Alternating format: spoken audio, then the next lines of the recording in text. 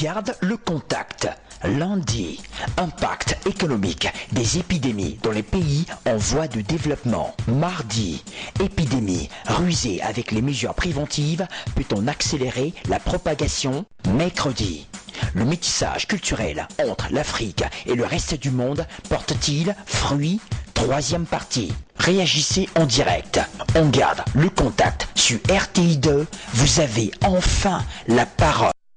22 42 54, si vous nous appelez de la Côte d'Ivoire, vous précéderez ce numéro du plus 225. Si vous nous appelez de l'étranger et aussi vous pouvez user d'internet facebook.com/on garde les contacts pour vos réactions. À titre de rappel, on parlera de l'impact économique des épidémies dans les pays en voie de développement. Et pour en parler, nous avons nos chroniqueurs et invités avec nous. On va commencer par Aristide Kenda. Bonjour Aristide.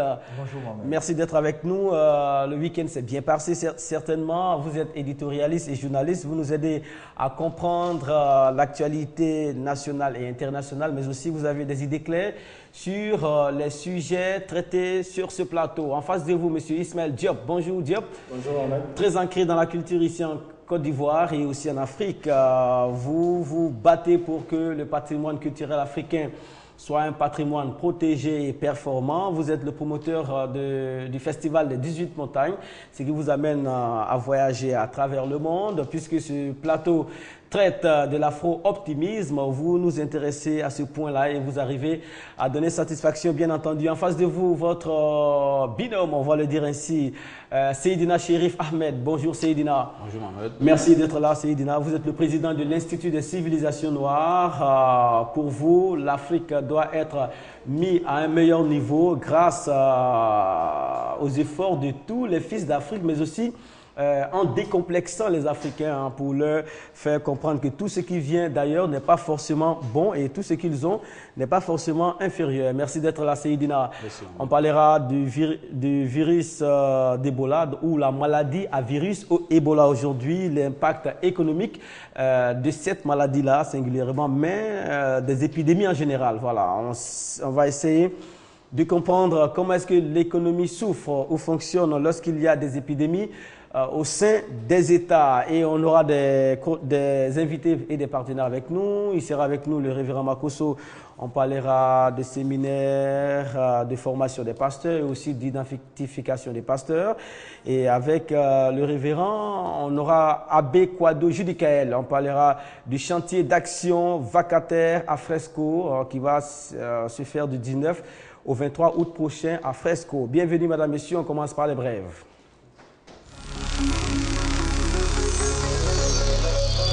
Cette émission est portée à l'antenne par Fatou Koulibaly avec elle, une grande équipe de télévision. La semaine commence bien et on vous la souhaite bonne. Voilà.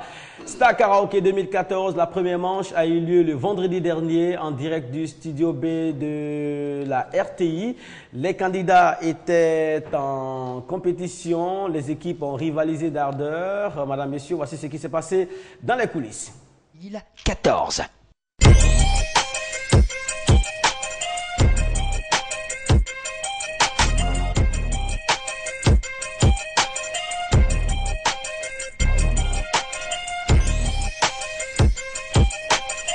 Le décor, on a allé sur un dessin déjà, c'est un dessin que j'ai fait à la main, après je l'ai fait en 3D et après on l'a construit.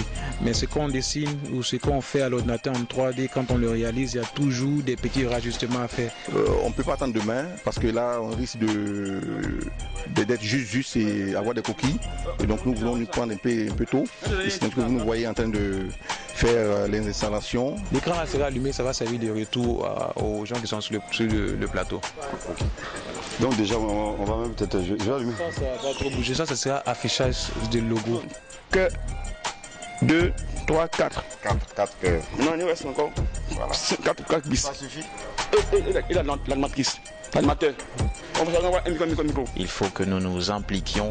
Alors j'ai tenu à courir pour venir voir l'ambiance parce que j'ai entendu dire qu'il y avait un décor impressionnant qui se mettait en place. Donc curiosité mais aussi besoin de prendre l'ambiance, de prendre les couleurs avant le grand direct de demain 21h qui m'emballe et me passionne déjà. C'est pas la scène. Ne faites pas le trop.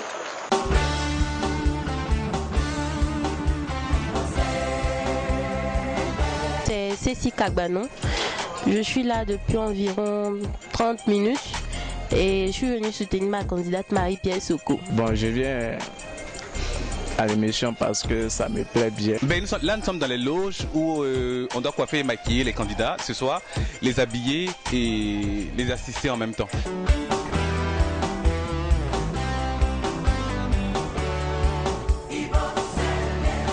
Je me fais confiance et vous verrez ça tout à l'heure.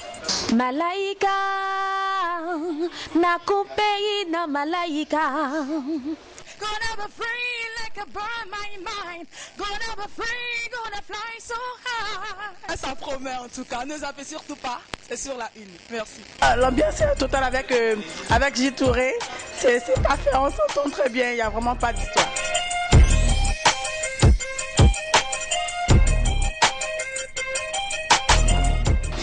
Alors cette tenue va servir pour la collégiale, je crois. C'est donc Myriam Akiba. Je travaille avec plusieurs créateurs à qui on demande de faire des tenues en fonction de l'artiste interprété, en fonction de la chanson. Voilà.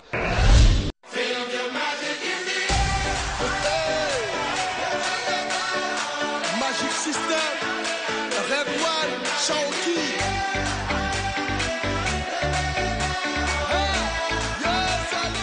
Le goût des Magic System, le conseil que j'ai pu donner aux jeunes aujourd'hui, c'est que la musique, c'est pas facile. Ceux qui veulent exceller dans la musique, il faut vraiment se battre.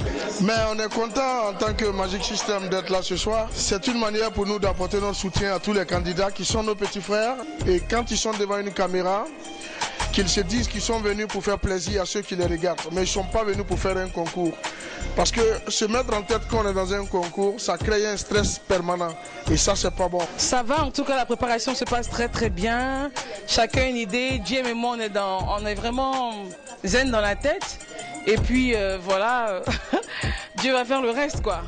Je vous assure que Christelle et moi, nous sommes dans une très bonne humeur et nous nous attendons simplement qu'au plateau. Merci beaucoup à Bouto, Djessou et à toute son équipe, hein. Gori, Siri, Séverin, Mohamed Keita, Dimomo de Bruxelles, voilà, Star Karaoke 2014, Aristide Kenda, petite opinion, vous avez pu suivre cette première manche-là? Non, malheureusement, parce que comme tu demandais le week-end, tu sais, je suis très occupé par rapport au bouclage du prochain numéro de notre magazine international, donc je n'ai vraiment pas eu assez de temps pour moi-même. Parce que vous savez, l'édition, c'est assez compliqué. Quand vous laissez juste une coquille, ça vous suit tout le reste du temps parce que c'est une impression sur papier. D'accord. Vous faites très bien d'être là. Alors. On vous fait le point. Alors, 2 candidates ont été retenues, hein, les 2 filles du groupe. Marie-Pierre Soko, elle est la candidate retenue par le jury. Et Huguette Kouakou, la candidate retenue par le public. Et comme par prémonition, ce sont les 2 qui se sont adressés à notre micro et qui ont fait une démonstration. Voilà. Le vendredi prochain, vous aurez l'autre manche Star Karaoke. On salue par la même occasion toute l'équipe, hein, Orokia Sissoko, Christian Douti, Christelle Meled, Jean-Michel Onin. Vraiment, il y a du travail de ce côté-là. On va commencer par donner la parole à nos partenaires. Il est avec nous le révérend Makosso. Bonjour révérend. Bonjour Mohamed. Alors les vacances sont bien annoncées sur le groupe RTI, vous le remarquez, hein? Je le remarque et puis j'ai beaucoup aimé l'élément que vous venez de présenter avec le son de Magic System en fond, la qualité des images, les synchros et autres, ça fait rêver, c'est vraiment bien. Voilà, on parlera de toute autre chose avec vous, le séminaire de formation des pasteurs et l'identification des pasteurs. Ça prend du temps l'identification, Makosso. Ben, il faut dire qu'actuellement nous sommes plus en tournée. Là, je reviens de Gagnoa, d'où nous sommes allés rencontrer les pasteurs de Gagnoa, qui était une ville qui était un peu beaucoup plus sceptique. Parce que au niveau de Gagnoa, beaucoup assimilaient l'opération d'identification à une opération politique. Nous sommes allés les délivrer.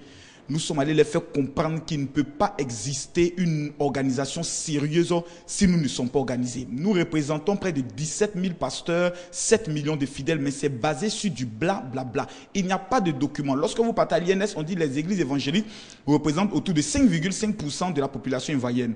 Et c'est ce qui a existé dans l'esprit de plusieurs personnes. Or, l'église Assemblée de Dieu seulement fait 3 millions de fidèles. Vous savez, plus de 10% déjà. Donc, nous sommes en train de rétablir un peu la vérité sur les statistiques en Côte d'Ivoire. Et aujourd'hui, les pasteurs ont commencé à comprendre. Nous avons dépassé la barre des 10 000 pasteurs officiellement identifiés.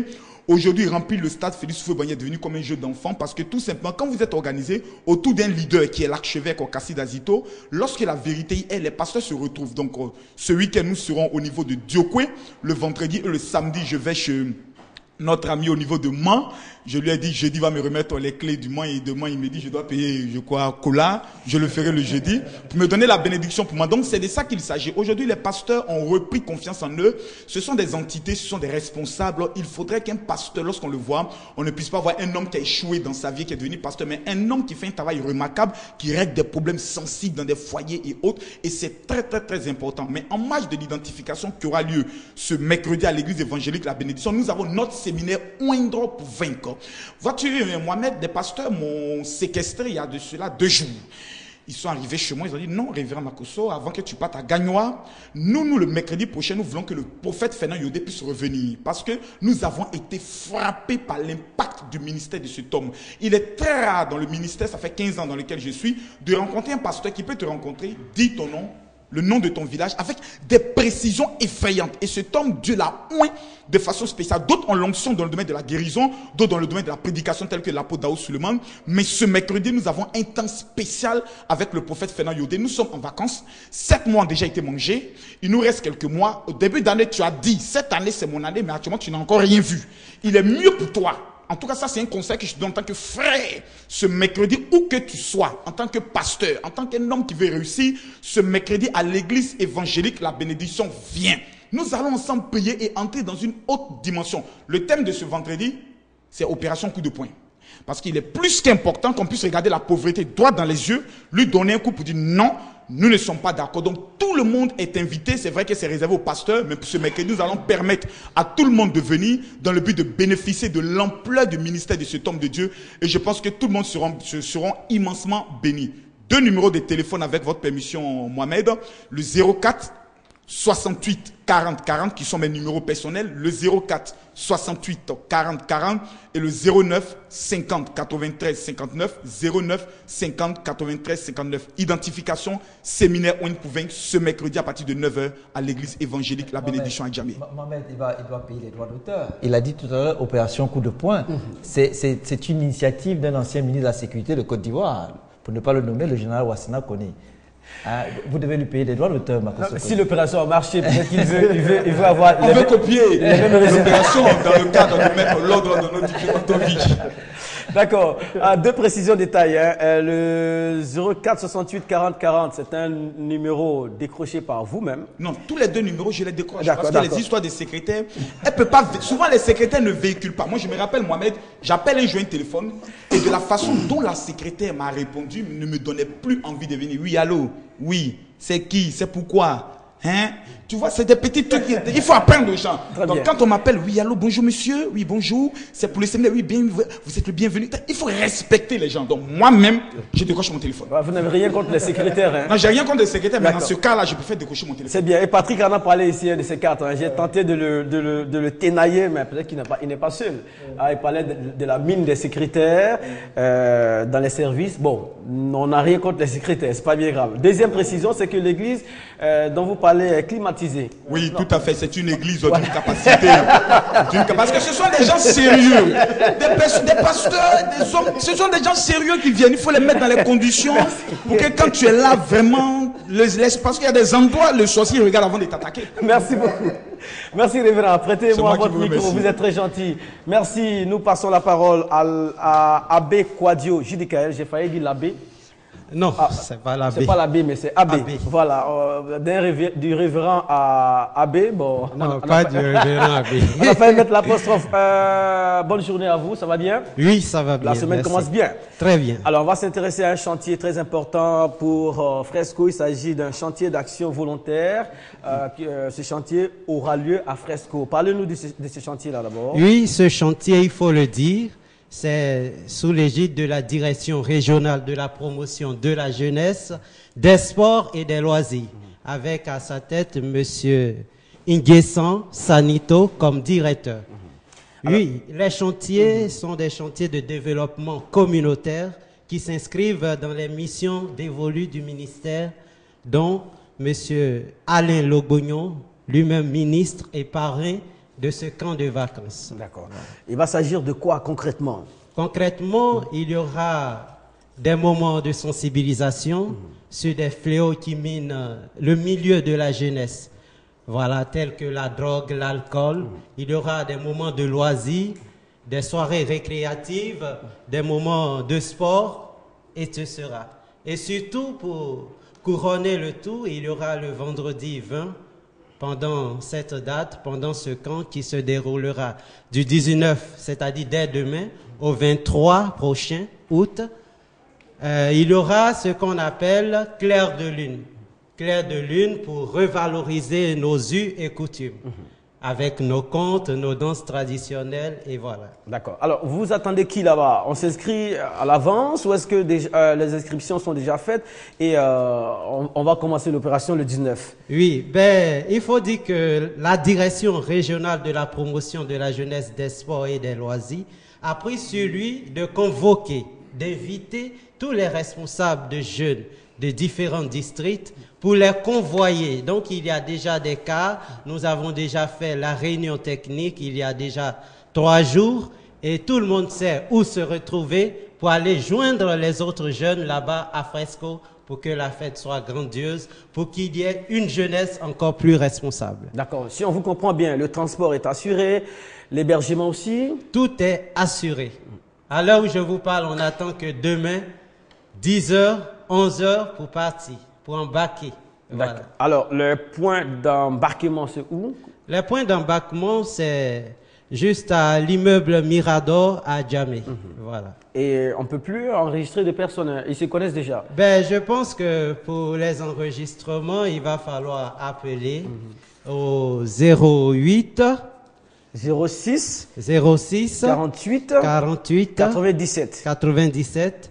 Voilà. Et aussi le 49 79 65 24. Voilà, ce numéro-là, vous le connaissez bien. Bien sûr. D'accord. Et vous êtes à la bonne adresse surtout. Voilà. Et ça sera à partir de quelle heure? Ça sera déjà le premier jour de la manifestation. C'est sous la présidence de monsieur le préfet de Fresco.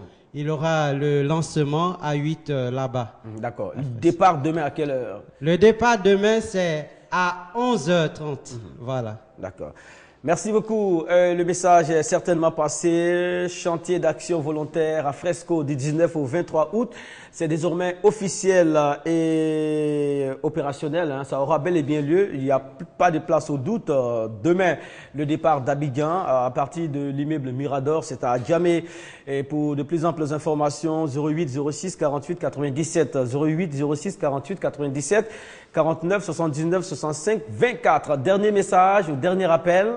Ben, je lance ce message à tous les jeunes pour leur dire que le ministère en leur charge se soucie de leurs problèmes sociaux et nombreux et qu'ils ont le droit de participer aux différents événements que le ministère organise pour eux. Très bien, merci beaucoup. Abbé Kwado Judicaël, vous serez toujours bien accueillis ici sur ce plateau tant que les activités vont concerner le développement individuel, communautaire sur le continent africain, sur le territoire ivoirien. Vous aurez une oreille attentive ici. Merci beaucoup. Merci à vous. Merci, excellente journée. La semaine dernière, nous avons parlé du tourisme sur le continent africain. Est-ce que donner le pouvoir au tourisme pourrait faire bouger les choses dans le bon sens? Est-ce qu'on donnait un coup de pouce à l'économie?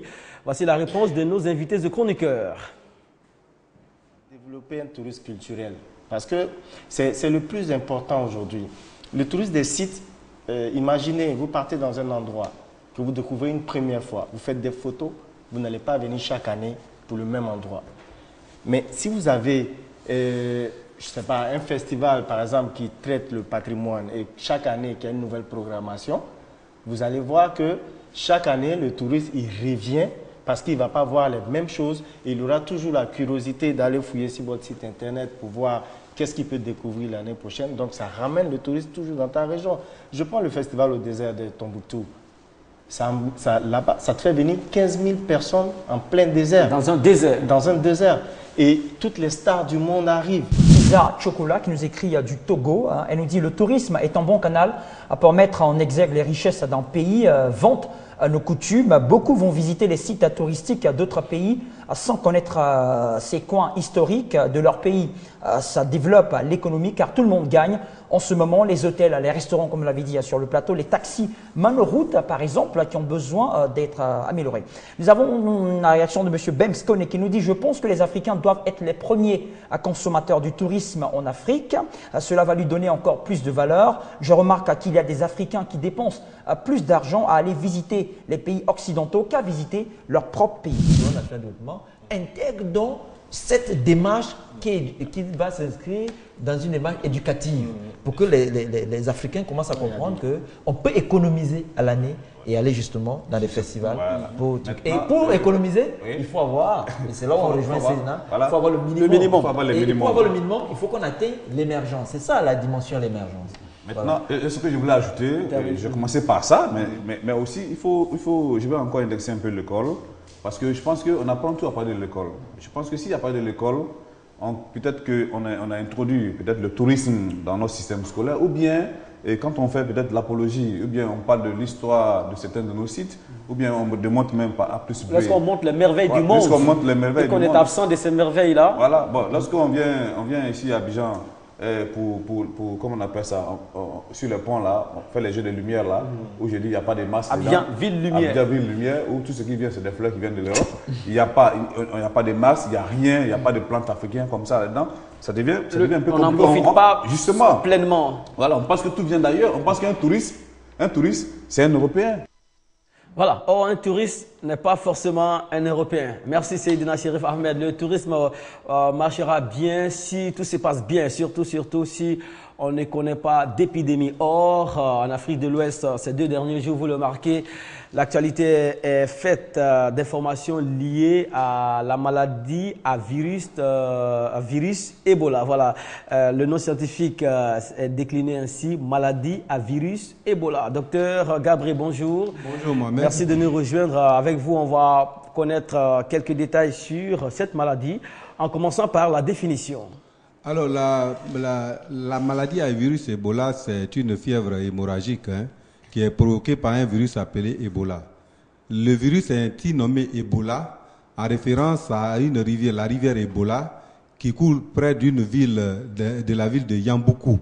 C'est en République démocratique du Congo, RDC, et alors appelée Zaïre, parce que simplement c'est dans cette ville que pour la première fois au monde a été découvert une fièvre qui, en tout cas, faisait en sorte qu'on avait l'hémorragie, et des recherches scientifiques ont permis de, découvrir que cette fièvre était provoquée par un virus méconnu jusque-là.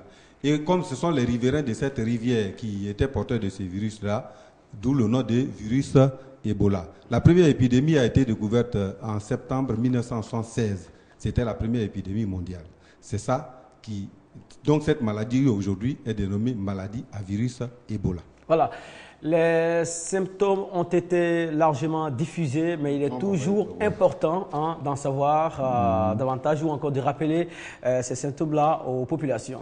Alors les symptômes sont simples. Que quand quelqu'un a une fièvre qui monte soudainement, est fatigué généralement, fait, disons, la diarrhée, il vomit, il a des maux de gorge, il a des maux de tête, cela veut simplement dire que vraiment là, la maladie commence, disons, à prendre pied dans son corps. Disons, toutes ces affections vont provoquer donc des hémorragies internes et externes. Il va s'en suivre, disons, la mort par choc cardio-respiratoire. Dans 90% des cas, ça ne rate pas. Alors, très bien. Et la précision est qu'aucun cas n'a été encore détecté ici en Côte d'Ivoire. Ça, c'est la précision importante à faire. Et on va vous permettre de nous refaire connaître le mode de transmission. Alors, disons qu'à ce niveau, on doit saluer la réactivité des autorités ivoiriennes parce que le temps d'incubation de la maladie est de 2 à 21 jours. Donc, pendant ce temps, des voyageurs peuvent venir envoyer, disons, la maladie chez nous. Et en fermant les frontières dès le départ, vraiment, je pense que c'est une décision véritablement salutaire. Je pense que d'ailleurs, c'est ça qui contribue au fait que pour le moment, on n'a pas encore décelé des cas. Alors, le mode de transmission, il est simple. C'est le contact direct du malade avec ses proches. Par contact direct, il faut entendre contact avec les liquides organiques. Les liquides organiques, c'est le sang, le sperme, les excrétions, la salive. bon, les rituels funéraires qui consistent à laver le corps avant son enterrement, et quand on revient du cimetière, il y a une bassine qu'on a installée, tout le monde doit se rincer les mains là-dedans. Ça, c'est des choses qu'il faut éviter parce que ça contribue à la propagation de la maladie à travers les parents et les amis du défunt. D'accord. Là, on aura face à face la médecine et la tradition dans certains cas. Et je pense que la communication s'est faite de telle sorte que les radios communautaires et les mosquées, les églises sont utilisées pour passer la communication. Il faut vraiment respecter les mesures préventives. Demain, on sera vraiment dans la sensibilisation sur ce plateau. Et le temps pour vous de nous donner la source naturelle de laquelle provient le virus Ebola. Alors, des études éco-épidémiologiques ont montré que la source naturelle, disons, c'est disons les chauves-souris frugivores. C'est bien précisé, les chauves-souris frugivores. Alors, la chaîne de contamination, c'est quoi? Les chauves-souris transmettent la maladie aux animaux qui sont à terre. Les animaux, nous les hommes, nous allons chasser les animaux, nous avons un contact direct avec les animaux, on les dépèce, on manipule leur sang, on en mange. Généralement, moi qui suis du village, je sais que quand on va en brousse et qu'on tue un gibier, on n'a pas toujours le temps de bien faire cuire. Hein. On met un morceau à la braise et puis on l'avale. Donc c'est comme ça qu'on contracte la maladie. Donc, disons, le réservoir naturel présumé de cette maladie, ce sont les chauves-souris, ce sont les animaux. Mais il est précisé dans cette étude que les animaux sont des porteurs sains. Et c'est là que se trouve la réponse. Les animaux sont des porteurs sains. Voilà, ça veut dire qu'ils ont le virus, mais ils ne font pas la maladie. Ils vivent avec, ils ne font pas la maladie, ils n'en meurent pas. Très bien. La preuve, c'est qu'on les chasse, on les tue, ils sont bien vivants. Et c'est quand nous on a un contact avec eux, quand on le contracte, le virus et on meurt. Voilà. Y a-t-il vraiment une solution et si oui, laquelle? Alors, par ce temps qui court, dire à des gens dire qu'il y a une solution, c'est une hérésie. On prendrait la personne pour un fou. Mais tout à l'heure, j'ai dit que la réponse se trouve dans le fait que la science même déclare que les animaux sont des porteurs sains. Alors, à ce niveau, je rappelle simplement que l'antidote d'un poison se trouve dans le poison lui-même. Qu'est-ce qu'il y a de commun entre les animaux et nous? Les animaux mangent et nous mangeons. Mais eux, ils mangent quoi? Les animaux mangent des fruits, comme on l'a précisé dans l'étude. Et beaucoup plus tard, ceux qui sont en bas vont manger, ceux qui sont à terre vont manger des feuilles riches en chlorophylle. Donc toute la réponse se trouve là. Aujourd'hui, le constat est simple. De toute façon, sur Internet, beaucoup de gens le disent, font l'apologie de, disons, cette décoction. Depuis les années 1700, quand les Européens sont venus en Afrique, ils ont vu les Africains boire une décoction de plantes vertes. Ça s'appelle la chlorophylle. Et aujourd'hui, cette chlorophylle-là, c'est elle en fait qui permet aux animaux disons, de résister, en fait, pas de résister spécialement au virus Ebola, mais d'élever l'immunité de l'organisme. Quand l'immunité est, disons, au très haut niveau, à 95-99%, le virus d'Ebola ne peut pas rentrer. Je rappelle que c'est l'organisme qui est toujours en première ligne face à n'importe quel agent pathogène.